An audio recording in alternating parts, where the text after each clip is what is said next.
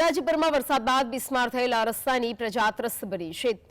એક તરફ સરકાર વરસાદ બંધ થયા પછી દરેક રસ્તાના રિપેરિંગની વાત કરી રહી છે, તો રાજપીપળા શહેરમાં નગરપાલિકાના 800 અધિકારીઓ પદાધિકારીઓને કારણે ખાડાની સમસ્યા આંખબંધ જોવા મળી છે।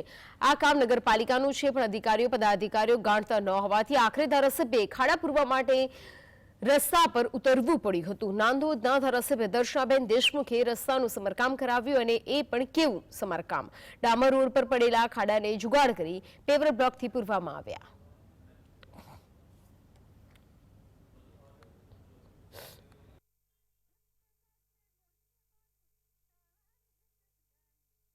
જે ખાડા પડ્યા છે તેમાં વરસાદ ચાલુ બી હશે તો બી કચરો અંદર નાખે, કોઈના મકાનનું તૂટી ગયેલું હોય તો નાખે, એટલે સ્વાભાવિક છે કે પાણી પડે એટલે પાછું બહાર નીકળી જાય, એટલે જે સ્થિતિ છે તે જ થાય। છેલ્લા 4 વખત આ જ વસ્તુ બની છે। રાજપીપળામાં તમે ગમે ત્યાં જાઓ, કોઈ જગ્યાએ શાંતિ બી નથી, અને ખાડામાં પડવા માટેની તૈયારી હાથે બહાર નીકળવું પડે।